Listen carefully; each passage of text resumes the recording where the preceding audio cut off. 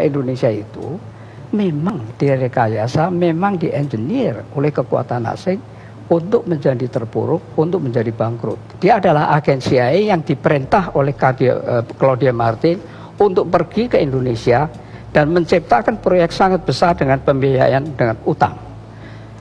Berikan justification atau pembenaran bahwa proyek itu sangat penting.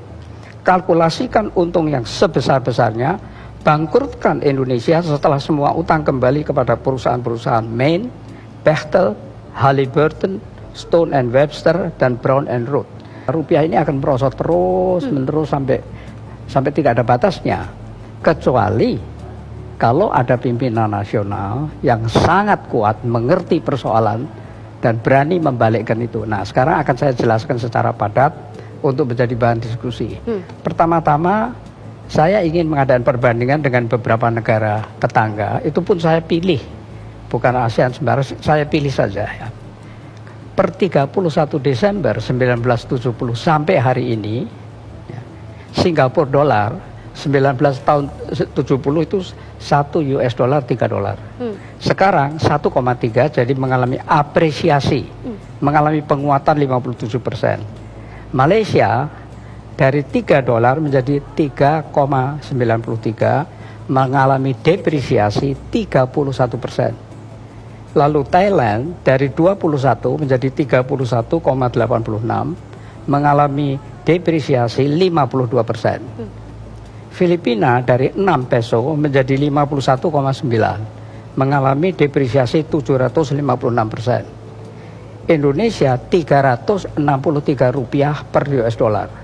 Sekarang 14.000, mengalami depresiasi 3.757%. Kalau sepanjang 48 tahun seperti ini, mengapa selanjutnya tidak, gitu kan? Nah, kalau menurut pendapat saya selanjutnya akan demikian terus. Oleh karena apa? Oleh karena masalahnya bukan hanya masalah ekonomi, tadi sudah jelas masalah ekonominya. Tetapi kok masalah ekonomi, soal ekspor segala macam, kok seperti itu bagaimana? Apakah bangsa kita bodoh? Apakah kita tidak mempunyai elit yang bisa berpikir? Ataukah bagaimana sebetulnya? Nah, ini yang sempat saya pelajari, kecuali saya pelajari, saya sangat beruntung bersama-sama dengan yang pernah di pemerintahan. Karena selama saya di pemerintahan, apa yang saya pelajari sebelumnya itu saya hadapi sendiri. Saya hadapi sendiri bahwa Indonesia itu memang direkayasa, memang di-engineer oleh kekuatan asing untuk menjadi terpuruk, untuk menjadi bangkrut. Sekarang saya ingin mengutip beberapa hal yang ditulis oleh bukan orang sembarangan, Dr. Bradley Simpson, Direktur Arsip Nasional Amerika Serikat yang punya akses terhadap dokumen-dokumen otentik asli semua ya. Dia dikutip oleh macam-macam orang. Saya akan menyebut 3 yang semuanya menyebut, yaitu Jeffrey Winters, Bradley Simpson sendiri yang melakukan penelitian, plus wartawan sangat terkenal John Pilger. Sejak tahun 1967, bulan November 1967 diadakan konferensi di Jenewa, diprakarsai dan dibiayai oleh Time Life Corporation. Di sana delegasi Indonesia dipimpin oleh Pak Sultan Hamengkubuwono ke-9 dan Pak Adam Malik. Mereka adalah pimpinan yang tertinggi untuk kalau tidak mereka tidak mau bicara. Tetapi di bawahnya itu kan tim ekonomi, karena yang dibicarakan ekonomi itu lengkap sekali. Wijoyo, Didi Sastro, Muhammad Sabtli, Subroto, Emisal, semuanya lengkap dan sudah menteri semua. Tetapi counterpartnya tidak ada menterinya. Counterpartnya itu Bank Dunia, IMF, Bank Pembangunan Asia, dan pengusaha-pengusaha besar raksasa di bawah pimpinan David Rockefeller. Nah, kemudian sebelum itu nanti saya ulas peran CIA. CIA mempunyai salah satu pemimpin wanita yang namanya, atau eksekutif wanita yang namanya Claudia Martin. Claudia Martin memberi perintah kepada John Perkins, seorang pegawai dari perusahaan swasta di Portland, yang namanya perusahaan itu Main, MIN. Tapi itu cuma kedok. Dia adalah agen CIA yang diperintah oleh Claudia Martin untuk pergi ke Indonesia dan menciptakan proyek sangat besar dengan pembiayaan dengan utang. Berikan justification atau pembenaran bahwa proyek itu sangat penting. kalkulasikan untung yang sebesar-besarnya, bangkrutkan Indonesia setelah semua utang kembali kepada perusahaan-perusahaan Main, Bechtel, Halliburton, Stone and Webster, dan Brown and Root. Katakan bahwa proyek ini akan meningkatkan PDB tanpa peduli siapa yang menikmati. Katakan juga bahwa PDB bisa naik oleh satu proyek saja yang besar. Oleh karena definisinya memang demikian. Buat pengusaha yang terkait senang dengan memberikan komisi, imbalan lain, dan kenikmatan-kenikmatan lain, antara lain fallback position. Kalau kesulitan di Indonesia akan ditampung di IMF, World Bank, dan sudah ada buktinya kan. Ya. Nah kalau utang menjadi permanen dengan cari lubang tutup lubang, Indonesia akan menjadi target yang empuk kalau Amerika Serikat membutuhkan favors, termasuk basis-basis militer, suara PBB atau akses pada minyak, dan sumber daya alam lainnya.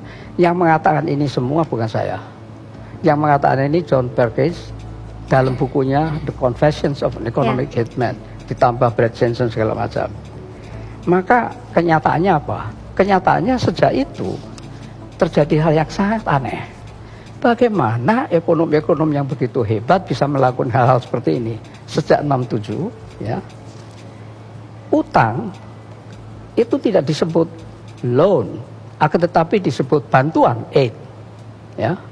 Utang di dalam APBN tidak disebut utang luar negeri, tapi disebut pemasukan pembangunan. Dan itu tertulis. Ya.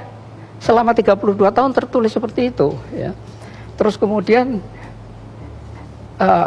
nanti saya, nah terus dalam konferensi Jenewa November 67 itu sudah semuanya sudah dihabisin. Kita bicara Freeport seolah-olah baru belakangan. Tapi dalam konferensi November 1967 mereka mengatakan dalam 3 hari Indonesia sudah diambil alih oleh 5 kamar industri, jasa, dagang. Tapi yang penting-penting saya kemukakan, ketika itu Freeport sudah mendapat bukit di Papua Barat. Sebuah konsorsium Eropa mendapat nikel di Papua Barat. Alcoa mendapat bagian terbesar dari boksit Indonesia. Sekelompok perusahaan-perusahaan Amerika, Jepang, dan Prancis mendapat hutan tropis di Sumatera, Papua Barat, dan Kalimantan. Nah, sekarang solusinya bagaimana? Kalau kita mau mencari solusi, kita mesti membedakan antara 2 hal, yaitu keunggulan itu ada 2, keunggulan komparatif atau keunggulan kompetitif. Keunggulan kompetitif itu adalah kemampuan untuk berkompetisi ceteris paribus sama 2 negara, tapi yang satu lebih bisa. Kompetitif kita tidak punya. Tadi sudah disebut, kita tidak punya itu sama sekali pada umumnya, tidak pernah punya. Dibuat sampai tidak punya, atau memang tidak mampu betul, saya tidak tahu. Jadi ini memang dibuat terus, menerus, seperti yang saya katakan tadi, supaya terjerat, supaya menjadi target, karena Indonesia ini besar dan kaya. Nah sekarang tadi saya baru bicara mengenai komparatif dan kompetitif. Ya. Kompetitif tidak mampu, sebabnya perlu kita cari kenapa kok tidak mampu. Nah kalau komparatif itu karena tidak ada usaha manusia. Secara natur, secara alamiah Indonesia itu sudah diuntungkan. Jadi secara perbandingan sumber daya alam, dan ini yang aneh, mengapa diberikan kepada asing? 90% tadi seperti yang dikatakan.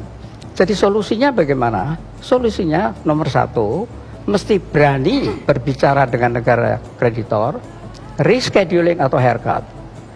Tidak mau perang, tapi bicaranya cukup keras, argumentatif, umumkan di seluruh dunia.